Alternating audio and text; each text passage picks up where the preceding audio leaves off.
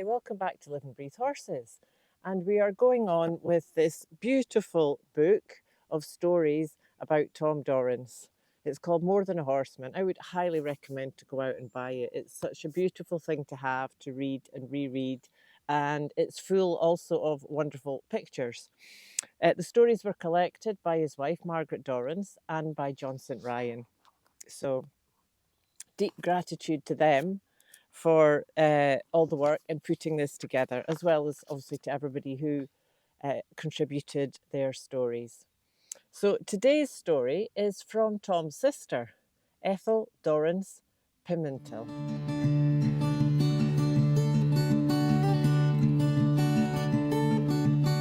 And I hope I'm saying that wrong. I get so freaked out about saying names wrong. And, you try to Google it and find out. And I would say that Pimentel, but maybe it's Pimentel. And of course, it sounds completely different where you put the accent. So, as always, my deepest apologies if I am pronouncing anybody's name wrong. So, here goes with her story. There's a lovely picture here also of Tom with his sisters. Well, here goes. My best about my brother Tom.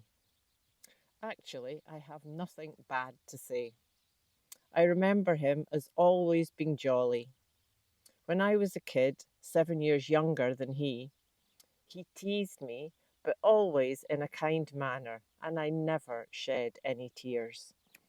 I was always doing things to attract his attention, and he usually responded with something funny. I always wore bib overalls, western boots, and a big straw hat, and he called me Johnny Raw most of the time. As I grew older, I especially remember his kindness during World War II. While my husband, Merrill, was overseas, and my 3 boys and I stayed at my parents' ranch, and Tom was also there, caring for my parents, Church, and Minnie Dorrance. I felt secure, knowing he would do anything we needed, and that was the way he always felt about me, and that he loved me, and I loved being teased by him. He was a really kind, loving brother, and one of my greatest blessings.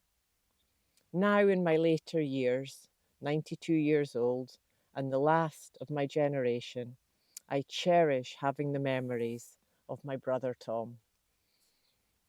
So that was quite a short one today. And like she says, the last of her generation, end of an era, and very long living family. Tom himself lived into his 90s as well. So great she's still there to share that story. And the main feel of it is that kindness. It's what comes through in all these stories about Tom. And I think when somebody is that empathetic, compassionate, kind, it applies to all beings. It's not just like one certain, like to people or to horses. I think when you have that at such a deep, wholehearted level, it's for people and horses. This comes through again and again in the stories about Tom.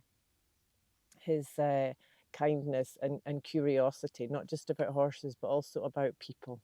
So thank you for joining me today, and I look forward to see you next time.